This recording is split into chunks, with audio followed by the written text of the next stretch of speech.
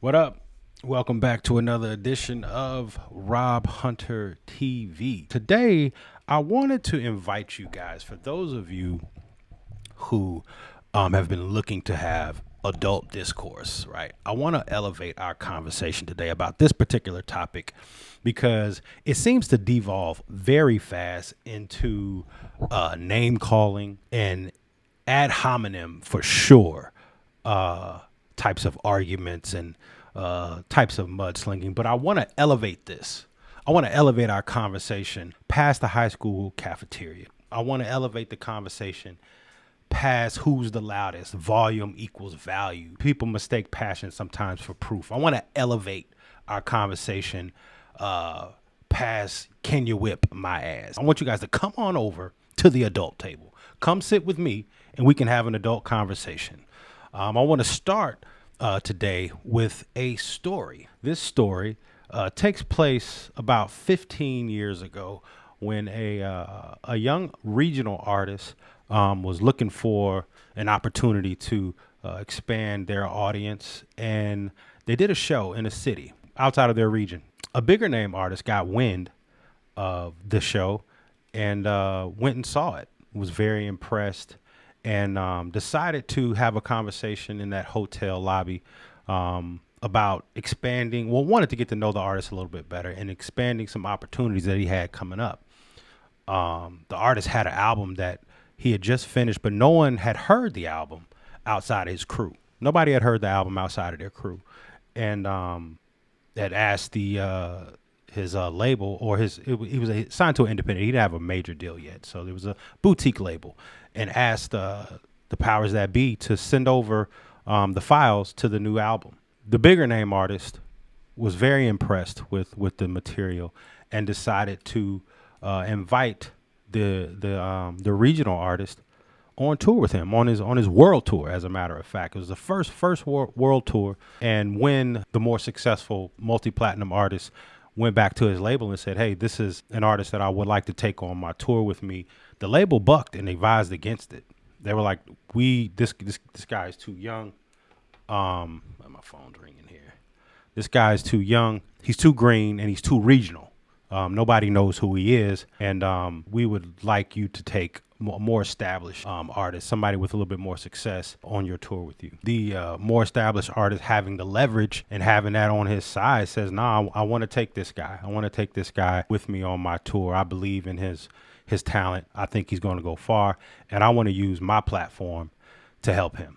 And so just like that, the artist was on tour with basically the one of the hottest, if not the hottest artists in the industry at the time. The names of those artists, if you're unaware, artist A, who was regional at the time, was Kendrick Lamar, and artist B was Drake.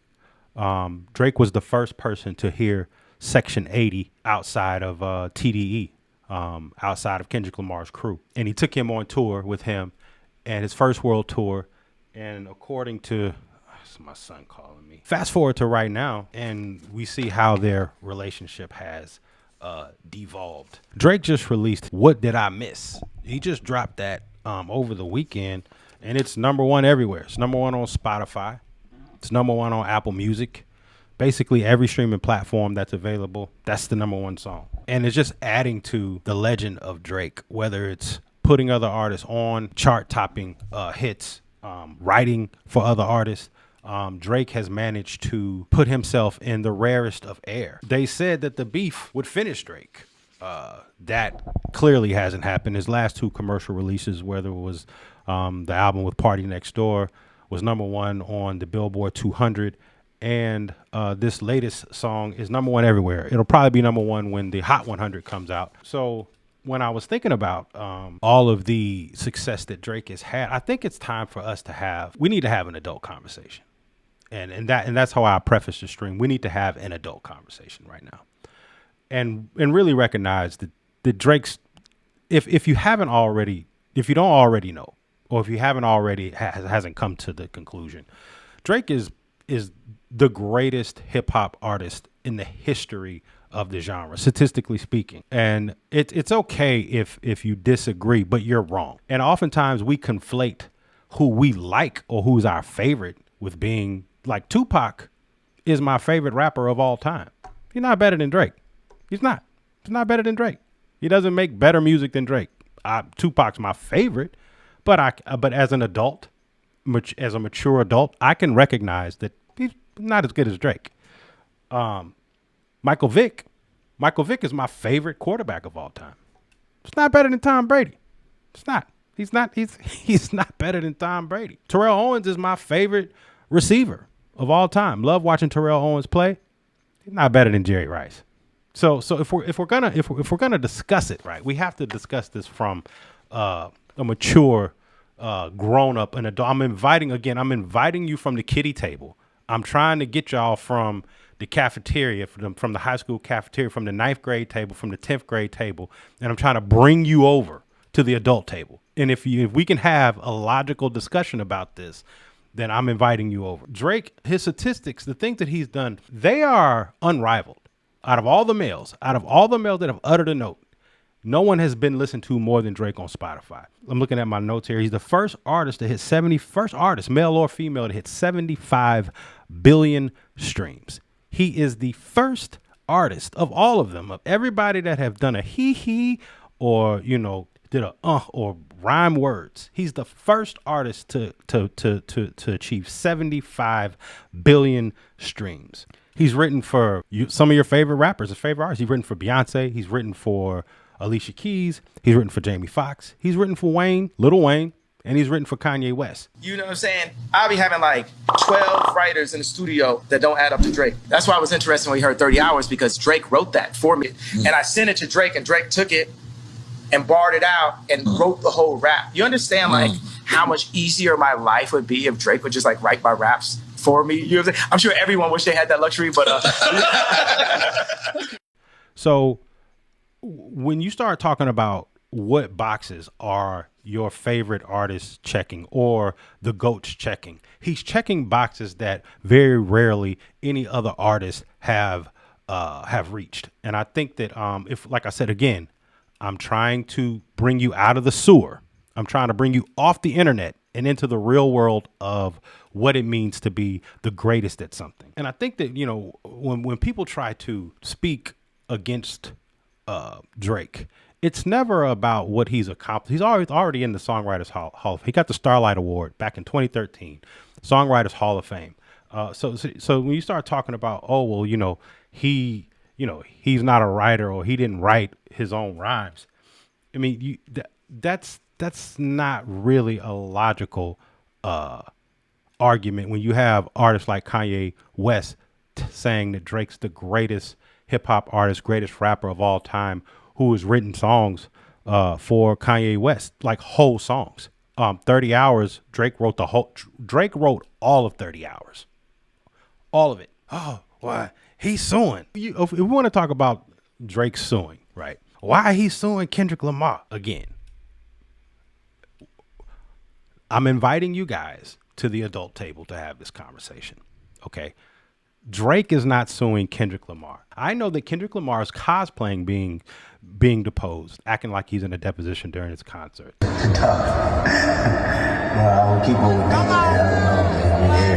He's not. Kendrick Lamar is not being called into any courtrooms. He's not being deposed by any lawyers. That's not happening. Okay. And while we're on this, I'm gonna go ahead and rip the Band-Aid off for y'all that's walking around here talking about he's suing Kendrick Lamar. He's not suing Kendrick Lamar. Okay. But Tupac's not alive either. Okay. I just so you know, Tupac's not alive either. Okay. Santa Claus isn't real. And the dinar scheme that you got whipped up in and you thought was going to blow up and make you rich, that ain't happening either. So the dinar scheme's not happening.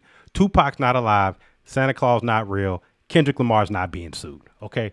The lawsuit is against UMG, and it is about basically corporate sabotage, essentially is what it is. Drake had recouped his deal. The rumor has it, that is his rumor. Okay. So I'm going to preface that, is that he had another deal with another company worth about $500 million.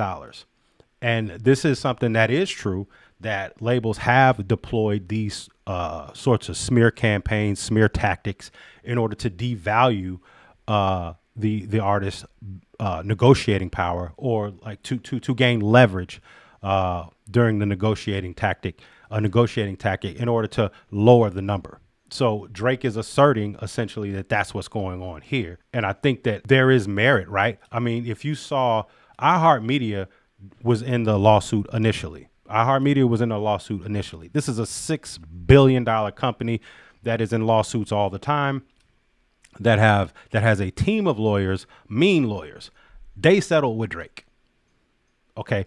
They got out early, they got out quietly, and they gave him every single document. They gave him all the documents that he asked for. Why would iHeartMedia settle with Drake if the lawsuit was felonious, if it was over a rap battle? Clearly it's not. If Drake was suing over a lost rap battle or over a song, wouldn't he have sued over the story of Adidon? Wouldn't he sued over that? Wouldn't he sue Pusha T over that? That was a much more scathing song than Not Like Us, because it was based in some truth, right? I don't think Drake gives a two craps about Not Like Us. What he cares about is the fact that UMG inserted payola with the DSPs, adding the record artificially to playlists. When you search Drake, when I was searching Drake for Drake songs, Not Like Us just somehow magically populating into my search. When I pull up the search, that's the first song up underneath, and they say, "Oh, well, that was the song that was trending." That's not true. When Sexy Songs for You was the #1 record in the country, Not Like Us was still popping up in my search results for whatever reason, and I've never searched for the song outside of the first time I heard it. I searched for it once, because that's when I thought the rap battle was even at the time, and was giving Kendrick Lamar giving him a listen. But I think that that so when you start to look at the lawsuit, and the overall, if you look at it again, we're having an adult conversation here. When I preface this, we're not in the sewer, we're not in the cafeteria, we're not in the barbershop. We're at the adult table right now. And when we start talking about this lawsuit, we're talking about the merits of it, right? And one of the merits is one of the things that Drake is asserting is the fact that when it's being artificially played, that dilutes the revenue pool for other artists. So this is a lawsuit that actually could have been brought by anybody. And the crazy part is that anybody else that could have brought this lawsuit, or anybody else that would have been applauded. But the fact that it's Drake, and the fact that a lot of people or those that are saying it's against Kendrick, they just don't like him for whatever reason. You don't like him because he's light skinned. You don't like him because his mother's white. You don't like him because he's Jewish. You don't like him because he's from Toronto. A myriad of reasons that you don't like him. But the reality is that Drake is the culture. He's more the culture than almost all the other rappers that are out there. And you say, well, how is that? If your father was a blues artist from Memphis, it don't really get much blacker than that. But then to add in the fact that his uncle is Larry Graham, the dude who invented slap, it's in his damn blood. I don't know how you could be any more from the culture than your daddy being a Memphis blues musician. It don't get no blacker than that, okay? And you're like, oh, he's from Toronto. He don't know. Toronto is in North America. Y'all keep acting like Toronto is in Iceland somewhere. Toronto is in North America. It's the fourth largest city in North America, okay? It's like a few hours from New York. So if New York if New York is the birthplace of hip hop, it's closer to New York than Compton. It's closer to New York than Atlanta is. The energy that when people say, the energy that y'all have when y'all say that Toronto is not the culture is the same energy. It's the same premise that New York people used to diss Atlanta or diss Compton and say that ain't hip hop. It's the same. So now some of you are trying to eliminate Drake from the culture based on geography. When 3 Stacks got up there and said, I'm tired of folks, you know what I'm saying? Them closed-minded folks, you know what I'm saying? It's like we got a demo tape and don't nobody want to hear it, but it's like this, the South got something to say. That's all I got to say. That is the energy that y'all coming at Toronto with. And I don't know if y'all notice or not, Toronto has a strong hip hop scene up there. And is one of the most diverse places in North America. It has a strong West Indian, Caribbean culture up there. It's one of the most diverse cities in the world. And so for to try to eliminate him based on that, or like, oh, well, he was an actor, he's on Degrassi. So what? You got to be selling dope for your story to be authentic. What's dope is that he had a talent and that he was able to use it to help get him and his single mom into a better neighborhood. He shouldn't be ashamed of Degrassi. So you don't have to be from some socioeconomic background to be a part of the culture. Okay. Black folks catch hell and brown people have been catching hell the globe over. So your experience, you don't have to be from Atlanta, or you don't have to be from New York, or you shouldn't have to be from Compton in order to participate in hip hop. I mean, so if the grounds that people have tried to eliminate Drake from the culture over have been as nefarious as any. And so I think that, for me, I think it's just basic hater energy. When you pull back the layers and you actually really look at it, it's all based in, to me, jealousy, and I think that the most of his beefs, if not all of them, have been rooted in that. And so those are the merits, at least of my position. And so I would like to submit to you. I would like to submit that if we're having an adult conversation and we're talking about the greatest of all time, I would submit to you that you have no logical argument to omit Drake from that. And I think that the numbers support that. And I think that overall, everywhere that he's touched, there's not a place that he hasn't touched from, or at least a geography that he hasn't touched from. From start with Kendrick Lamar bringing him on his first world tour, to the City Girls down in Miami, to Dirk in Chicago. Future and Rick Ross have their only #1 hits with Drake. It's been a very vast, and it's been a very deep resume of the impact that he's had on urban music. That's what I wanted to cover today. Guys, I appreciate you guys hanging out with me for another stream. I'm building this thing. This is I think my 7th stream. So I'm trying to get better at it as we go along. I will be back Thursday with another stream. I will chop this up, edit it, put it out there. And I hope you guys stick with me. I'm continuing to try to get on a more consistent schedule. So just bear with me. Thank you guys for hanging out with me once again. This is Rob Hunter TV.